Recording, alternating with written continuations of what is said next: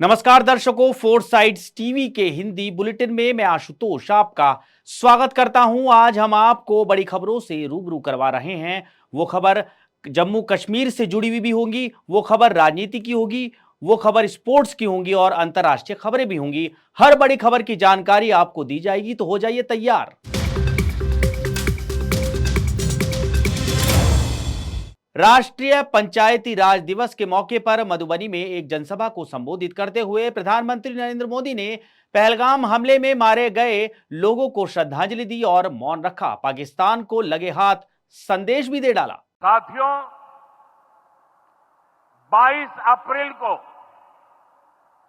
जम्मू कश्मीर के पहलगाम में आतंकियों ने मासूम देशवासियों को जिस बेरहमी से मारा है, उससे पूरा देश व्यथित है। कोटि कोटि देशवासी दुखी हैं।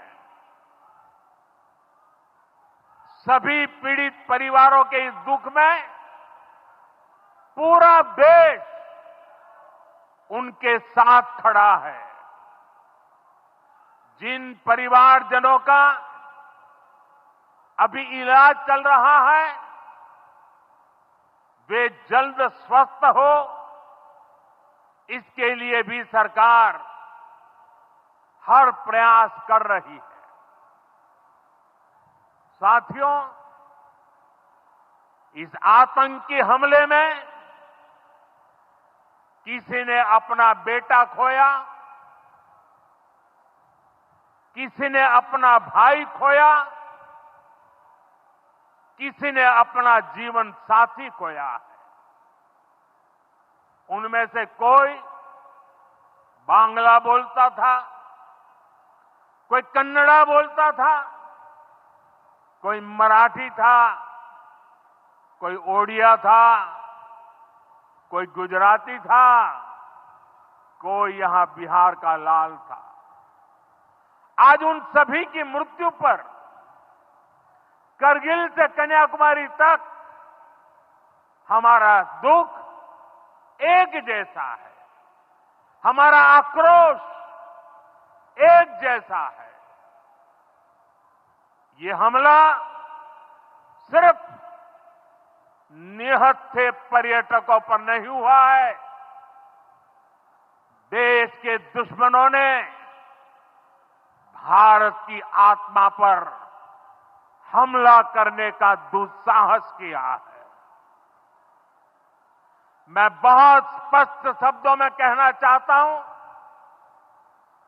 जिन्होंने ये हमला किया है, उन आतंकियों को और इस हमले की साजिश रचने वालों को उनकी कल्पना से भी बड़ी सजा मिलेगी। सजा मिलकर के रहेगी।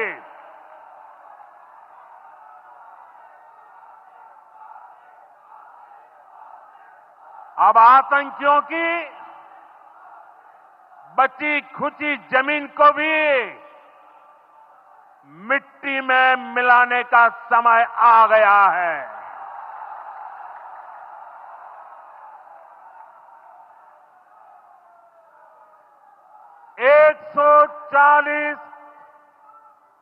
140 करोड़ भारतीयों की इच्छा शक्ति अब आतंकी आकाओं की कमर तोड़ कर रहेगी।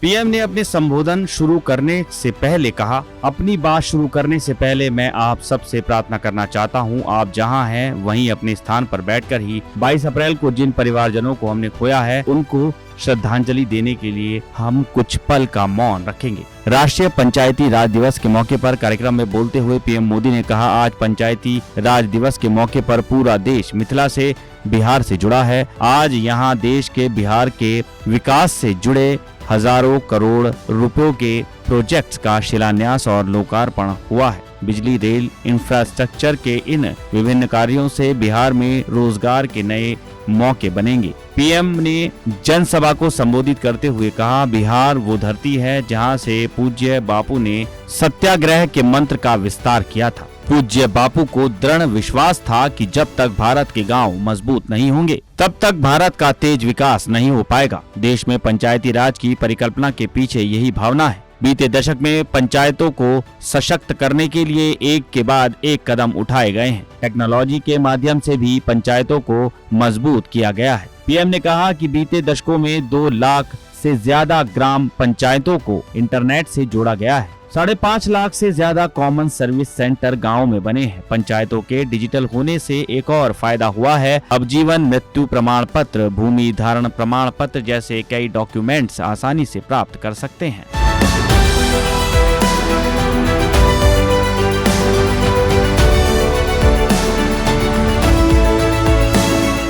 जम्मू कश्मीर के पहलगाम में हुए आतंकी हमले ने पूरे देश को दहला दिया है। खूबसूरत वादियों में घटी इस दिल दहला देने वाली वारदात में 26 बेगुनाह पर्यटकों, माफ कीजिएगा 28 बेगुनाह पर्यटकों की जान चली गई। वहीं दूसरी ओर इस हमले के बाद गुरुवार तड़के जम्मू से एक विशेष विमान के जरिए 75 पर्यटकों को मुंबई लाया गया। इन लोगों के चेहरे पर घर लौटने की राहत थी, मगर आंखों में उस खौफ की झलक भी साफ देखी जा सकती थी जो उन्होंने कश्मीर की धरती पर देखा।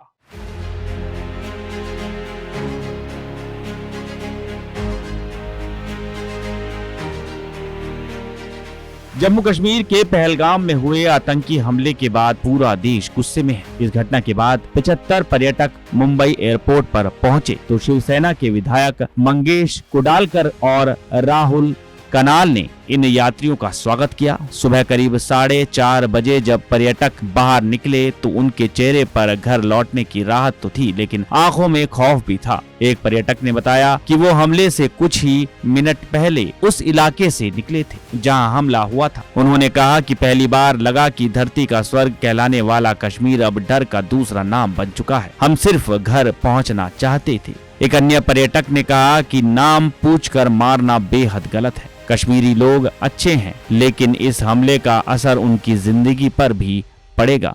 अब होटल खाली हैं और पर्यटक लौट गए हैं। कई यात्रियों ने बताया कि सुरक्षा व्यवस्था सख्त थी। हर जगह सेना और CISF के जवान मौजूद थे। जाम में फंसे रहे, लेकिन अब मुंबई पहुंचकर थोड़ा सुकून है। राहुल कनाल ने कहा कि पूरा देश इस दर्दनाक हादसे में पीड़ित परिवारों के साथ है। हम हमेशा बड़े भाई का फर्ज निभाते रहे, लेकिन अब पाकिस्तान को जवाब देने का समय आ गया है। हर साल लाखों लोग कश्मीर की खूबसूरती देखने पहुंचते हैं, लेकिन आतंकियों की इस नापाक हरकत ने न सिर्फ 28 परिवारों की खुशियां छीन ली, बल्कि उन कश्मीरी लोगों की भी रोजी रोटी छीन ली जिनका घर पर्यटकों से चलता था।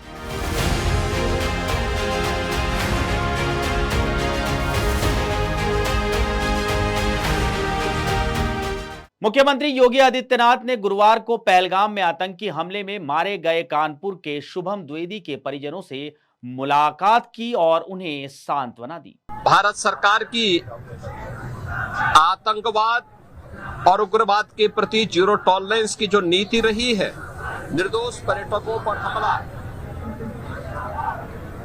वह और धर्म प्रभावी ढंग से आतंकवाद का नेस्तनाबूद करेगी। के सामने उनके सिंदूर को उजाड़ा जाए।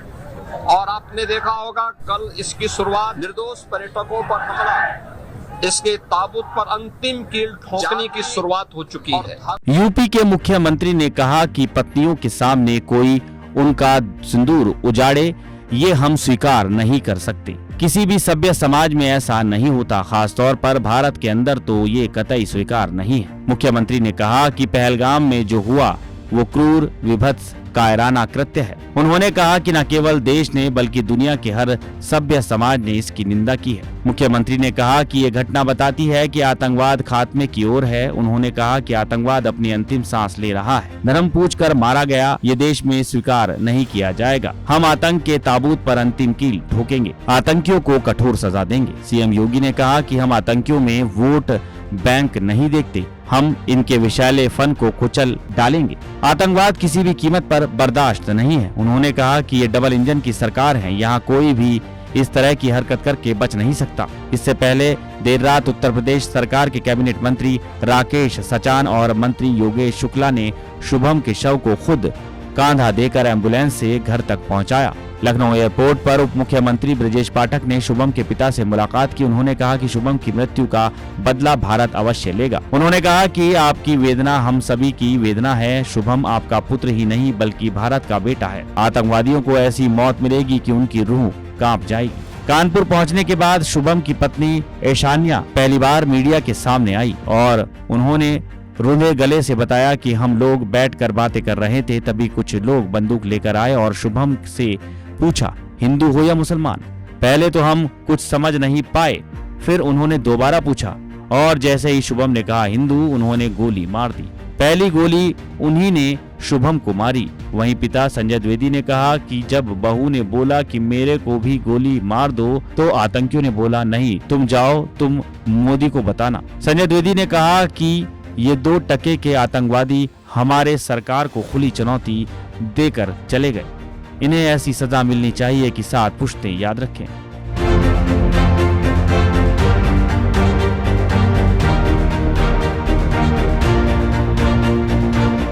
जम्मू कश्मीर के पहलगाम में हुए बड़े आतंकी हमले के बाद से पूरा देश आक्रोश में है। घूमने फिरने और चैन के कुछ पल बिताने जो पर्यटक कश्मीर गए थे, वहां उन्हें आतंकियों की गोली का शिकार होना पड़ा। इस बड़ी घटना के बाद से लगातार आम से खास तक हर कोई रिएक्शन दे रहा है। अब कॉमेडियन और एक्टर मुनव्वर फारूकी ने इस घटना के मद्देनजर एक शेर साझा किया है। आइए सुनते हैं।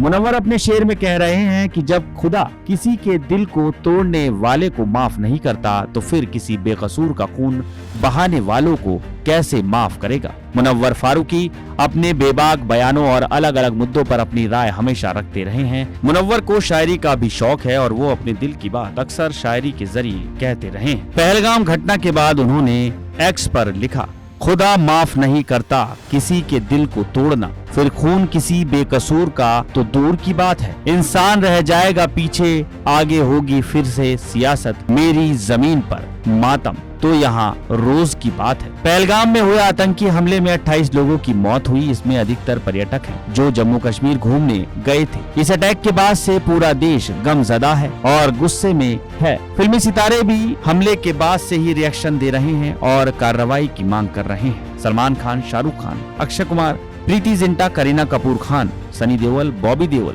रणदीप हुड्डा, सोनू सूद समेत तमाम कलाकारों ने इस हमले की निंदा की है। हमले के बाद केंद्र सरकार ने एक हाई लेवल मीटिंग की जिसमें पाकिस्तान पर सख्त फैसले लिए गए। भारत ने पाकिस्तान से सिंधु जल समझौता रोक दिया है, यानी अब पाकिस्तान को समझौते के तहत मिलने वाला पानी भारत नहीं देगा। इसके अलावा भारत में पाकिस्तान की एम्बेसी को 1 हफ्ते में बंद करने, पाकिस्तानियों को 48 घंटे के अंदर भारत छोड़ने, पाकिस्तानियों को वीजा पर रोक, पाकिस्तान में मौजूद भारतीय एम्बेसी को बंद कर अधिकारियों को वापस बुलाने जैसे फैसले शामिल हैं। इसके अलावा सरकार ने तमाम फोर्सेस को हाई अलर्ट पर भी रहने को कहा है।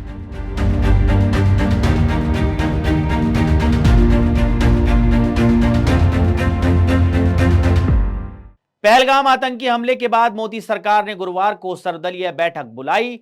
इस बीच एआईएमआईएम प्रमुख असदुद्दीन ओवैसी ने कहा कि उन्हें इस मीटिंग में नहीं बुलाया गया है, जिसके बाद उन्होंने केंद्रीय मंत्री किरेन रिजिजू से फोन पर बात की। उन्होंने प्रधानमंत्री नरेंद्र मोदी से भी इसे लेकर अपील की है। किया था कि ये मसला बड़ा अहम है, नेशनल इंपॉर्टेंस का है, जो ऑल पार्टी मीटिंग होने जा रही है, कि इसमें सब पार्टीज को बुलाया जाए। तो अभी जब मैं आपसे बात कर रहा था तो होम मिनिस्टर ऑफिस से होम मिनिस्टर मेरे से बात किए और बोले कहाँ हैं आप? तो मैंने सर हैदराबाद में हो। तो बोले देर होगी मगर आप आइए।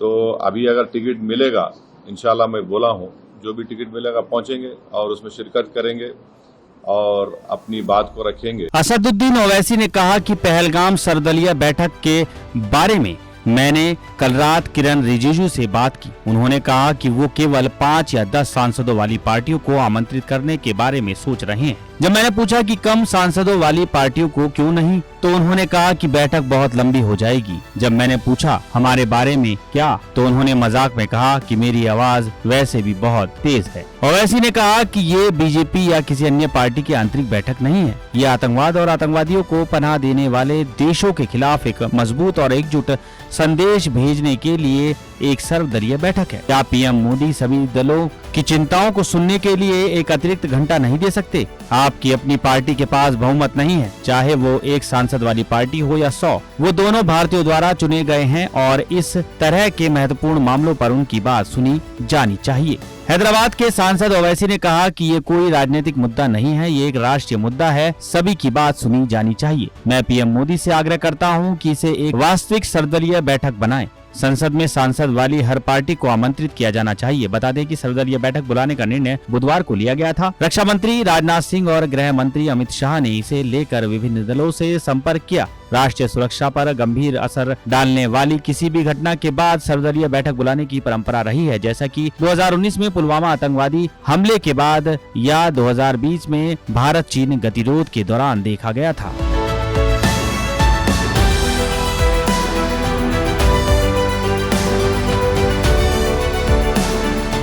पाकिस्तान के सेना प्रमुख असीम मुनीर के इशारे पर ही पहलगाम में आतंकी हमला हुआ है। यह खुलासा किसी और ने नहीं बल्कि पाकिस्तान के वरिष्ठ पत्रकार आदिल राजा ने किया है।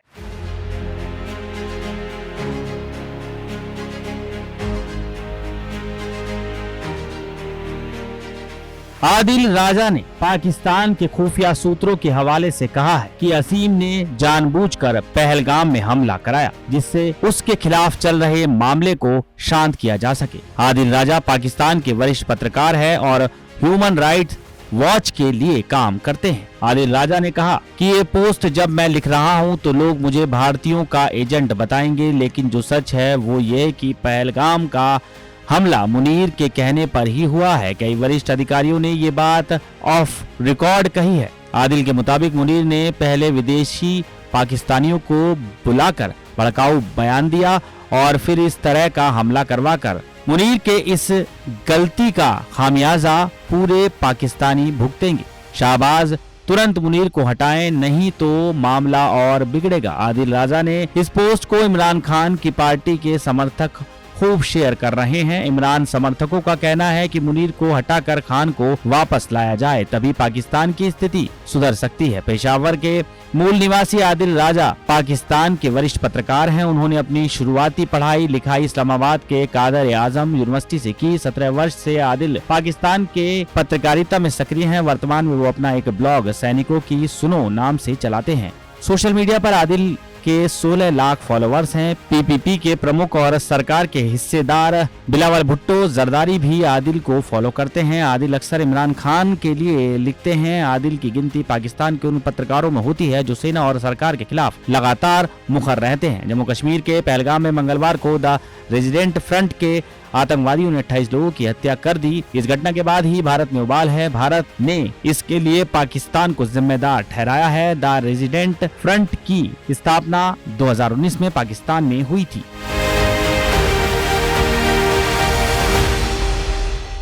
चौबीस अप्रैल 2025 को सचिन तेंदुलकर 52 साल के हो गए हैं। इस खास मौके पर उन्हें बधाइयां देने वालों का तांता लग गया। अब पापा का बर्थडे हो और बेटा विश ना करे, ऐसा कैसे हो सकता है? लिहाजा अर्जुन तेंदुलकर ने भी ज्यादा देर किए बिना अपने पापा को बर्थडे की बधाई दी। उन्होंने अपने पिता को बर्थडे की बधाई देते हुए 2 शब्द कहे।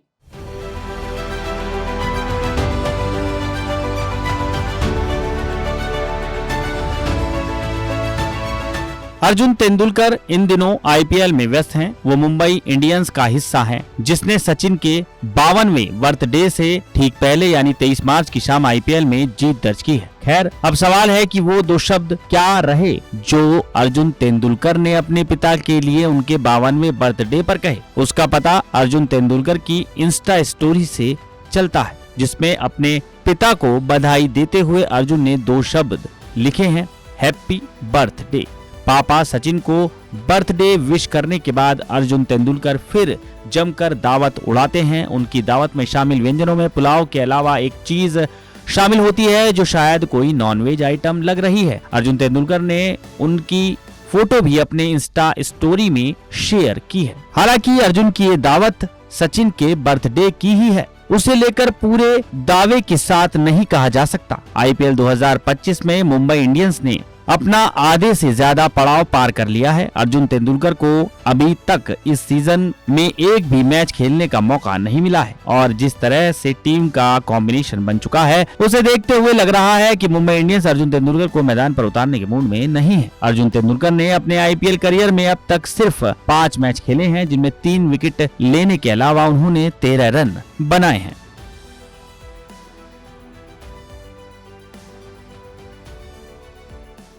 तो दर्शकों, हिंदी के इस खास बुलेटिन में इतना ही। आप हमारे साथ बने रहिए और देखते रहिए 4 साइड्स टीवी।